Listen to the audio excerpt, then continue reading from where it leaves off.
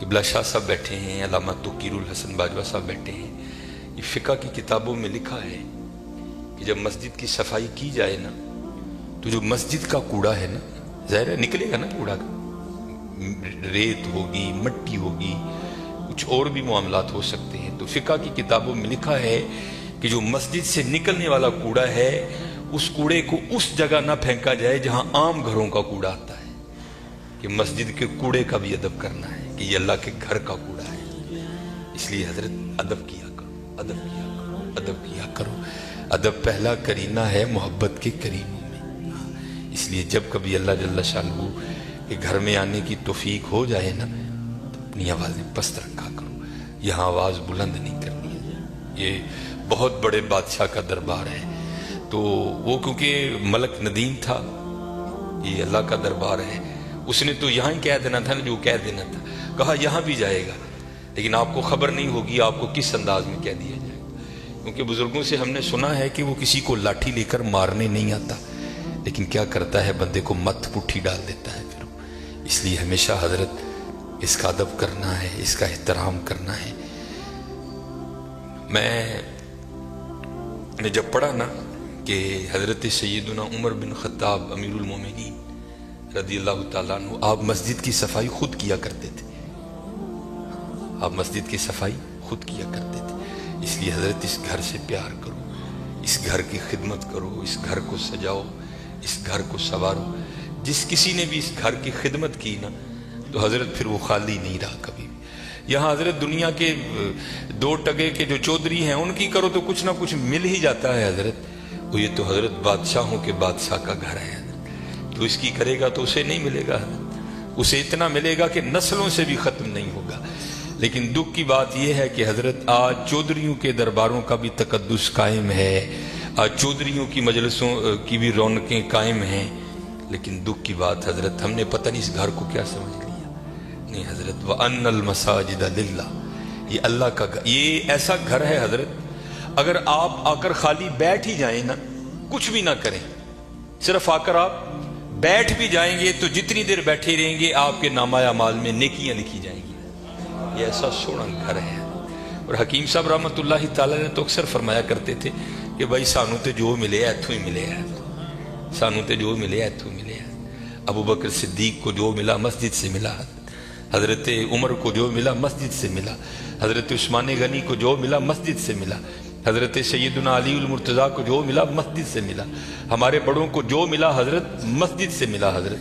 اور آج جو ہمارے گھروں سے رحمتیں رونقیں بھاگ گئی ہیں نا، اس کی وجہ یہ ہے کہ حضرت ہم نے یہاں آنا چھوڑ دیا ہے، ہم نے یہاں آنا چھوڑ دیا ہے. اس لیے یہاں آؤ بھی اور اس کا ادب بھی کرو اور اس کا احترام بھی کرو.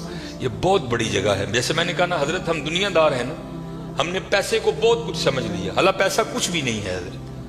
پیسہ سب کچھ اللہ کی ذات ہے حضرت. اگر وہ ہے تو پیسہ کام آئے گا، اگر وہ نہیں تو پیسہ کیا کرے گا یار، کچھ بھی نہیں کرے گا. یہ مولانا روم علیہ الرحمہ مثنوی شریف میں آپ لکھتے ہیں کہ کوئی بابا جی تھے اور مال ان کے پاس بڑا تھا، اللہ نے بڑا مال دیا.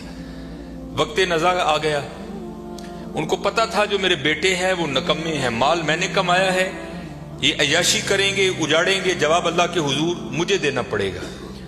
علماء سے صوفیاء سے ان کی سنگت تھی، صحبت تھی، مشورہ کیا. انہوں نے کرتے کیا ہیں، انہوں نے 2 وصیتیں لکھی. پہلی وصیت لکھ کے نہ شاپر میں ڈال کر اوپر لکھتے ہیں اس وصیت کو تب پڑھا جائے جب سارے لوگ میرا جنازہ پڑھنے کے لیے اکٹھے ہو جائیں.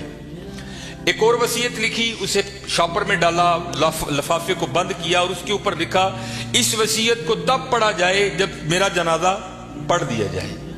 اب چودھری تھا، میں تو اکثر احباب سے پوچھتا ہوں پتہ نہیں حضرت ہم نے تو کہیں نہیں پڑھا، شاید آپ نے پڑھا ہو تو ہمیں بھی بتائیے گا کہاں لکھا ہے کہ امیر کے جنازے میں زیادہ ثواب ہے، غریب کے نہیں ہوتا. غریب کے جنازے میں آتا ہی کوئی نہیں حضرت، پاس سے بھی گزرے گا اپنی دکان پر بیٹھے رہیں گے، غریب کے جنازے پہ کوئی بھی نہیں جائے گا حضرت. اور اگر جنازہ ہو کسی امیر آدمی کا، ہمیں اطلاع کسی بھی راہ صلاح سے مل جائے ہم ضرور پہنچیں گے حضرت. اور یہ میں نے اب دیکھا ہے حضرت، پہلے جنازے پہ کون ملا کرتا تھا کسی سے، اب جناب جنازے پہ بھی لوگ ایسے ملتے ہیں جیسے شادیوں پر ملا جاتا تھا. اور اس کا مقصد کیا ہوتا ہے، پاجی دھیان رکھیو میں بھی آیا جی تے جے کل کو میرا مر گیا تو تسی بھی آنا جی. अजीब रंग लग गया यार। आधा आधा घंटा, पौना पौना घंटा लोग हजरत बड़े वहां खड़े होकर एक दूसरे को मिलते रहते हैं। लोग जनाजा पढ़ने के लिए आ गए, इमाम साहब भी खड़े हुए, आपने लोगों को नीयत बताई। तो जो बाबे का बड़ा बेटा था ना, वो कहता है मौलवी साहब अब्बा जी होरां ने 2 वसीयतां कीतियां ने। पहली वसीयत पर उन्होंने लिखा है इस वसीयत को तब खोल के पढ़ा जाए जब सारे लोग मेरा जनाजा पढ़ने के लिए आ जाएं। अब सारे लोग आ गए हैं, कितारें बन गई हैं, सफ़ें बन गई हैं, तो आप ये वसीयत पढ़े। ये मौलाना रूम लिख रहे हैं, सन 700 हिजरी में मसनी शरीफ आपने तसनीफ की। उसमें लिखते हैं कि जब वो वसीयत को पढ़ा ना अल्लामा साहब ने, तो बाबा जी लिखते क्या हैं, जो लोग भी मेरा जनाजा पढ़ने के लिए आ जाएं और आकर भी ना पढ़ें, मेरे सारे पैसे उनमें बांट दिए जाएं। अब जब ये ऐलान हुआ ना, तो थे तो हम जैसे ही सारे, उन्होंने कहा जनाजा फर्दे किफाया, चंद अहबाब भी पढ़ लेंगे, सबका हो गया। चलो अगर सवाब की बात है किसी और का पढ़ के ले लेंगे, यहां नगद पैसे मिल रहे हैं। एक निकला, दूसरा निकला, तीसरा निकला, यहां तक कि मौलाना रूम फरमाते हैं कि जितने लोग जनाजा पढ़ने के लिए आए थे ना, सब नेकी छोड़कर पैसे लेने के लिए पीछे जाकर खड़े हो गए। अब रह गए सिर्फ मौलवी साहब और बाबा जी के बेटे। बाबा जी के बेटों ने सोचा ले भाई वो पैसे तो साडे ने, ए लै लोग चले ने, चलो हुण अब्बा जी ने वसीयत कर छड़ी, ये खैर उत्थे ते रिट नहीं हो सकती, लेकिन उनको असीं भी तो लईए ना।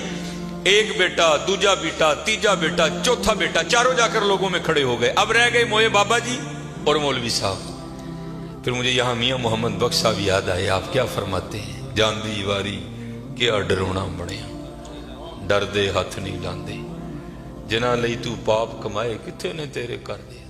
और रोना इंजी जी हजरत, मैंने बड़ा बड़ा कुछ देख लिया है, इतना इतना कुछ देखा है कि दिल करता है सिर चिखे पा के कि टुर जाइए हजरत साइड, लेकिन क्या करें, ड्यूटियां लगी हैं, निभानी पड़ती। मैं नया नया गया ना जब बागडा कलूं, अमीर आदमी, लैंड क्रूजर, प्राडो, जनाब सज्जे खब्बे, मेरी भी थोड़ी फिरकी घूम गई, बड़ी मोहब्बत मिली जनाब। अक्सर बड़े बड़े नाम जाते हुए वसीयत कर गए कि सानू गुसल जड़ा नाफा साहब देन गया। मैं भी नया नया था, मैंने भी चले जाना। एक बहुत बड़ा हजरत सियालकोट का नाम है, गुसल देने के लिए गया। इसी तरह सर्दियां थी, बाबा लेटा है चारपाई पे, उसका बेटा खड़ा था, तो बाबे ने ना स्वेटर पहन रखा था। स्वेटर भी कोई माड़ा स्वेटर नहीं हजरत, ब्रांड का स्वेटर, कई हजार उसकी कीमत होगी। तो मैंने बड़े बेटे को कहा, मैंने कहा गल बात सुनो, जो तेरे हाथ में ये जो एप्पल का मोबाइल है ना, जिसकी कीमत इस वक्त 1.5 लाख से ऊपर है, ये बाबे की कमाई का है। ये तूने हाथ पे राडो बांध रखी है ना, ये बाबे की कमाई की है। ये तेरे पास लैंड क्रूजर है ना, ये बाबे की कमाई की है। और ये वो बाबा है कि जिसको वली होने की तेरे लिहाज से सनद अल्लाह और अल्लाह के रसूल ने दी है। ये जैसा भी है तेरे लिए वली है।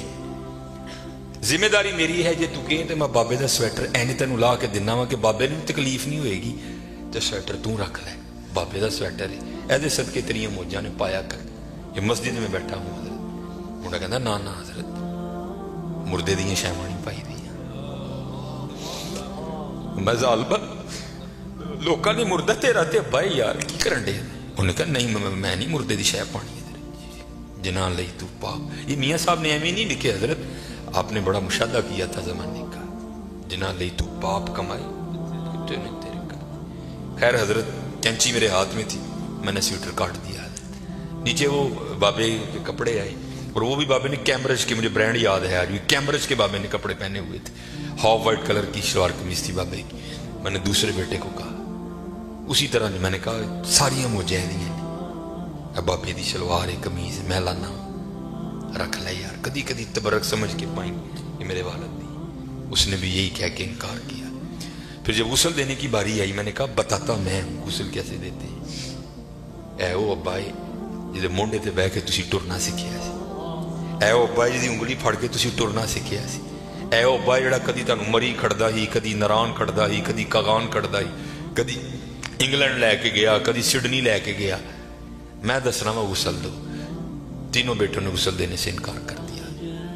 कुछ भी नहीं हजरत, ये इसी तरह है, इसी तरह है। अगर इससे प्यार करोगे और वहां बेवफाई करोगे तो इसी तरह है, इसी तरह। सारे खड़े हो गए, रह गए मौलवी साहब और बाबा जी।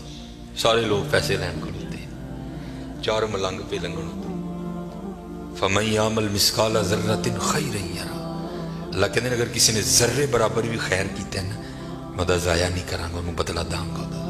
اور کیونکہ وہاں تو حضرت تول ہوگا، فَأَمَّا مَنْ ثَقُلَتْ مَوَازِينُهُ فَهُوَ فِي عِيشَةٍ رَاضِيَةٍ، جنہیں نیکیاں ود گئی ہیں اور زندگی دل پسند ہوئے گی۔ اسی لیے جو اللہ والے ہیں وہ نیکیوں کی بڑی قدر کرتے ہیں، وہ ایک نیکی کو بھی ضائع نہیں ہونے دیتے، ہو سکتا ہے کل یہی کام بنا دے۔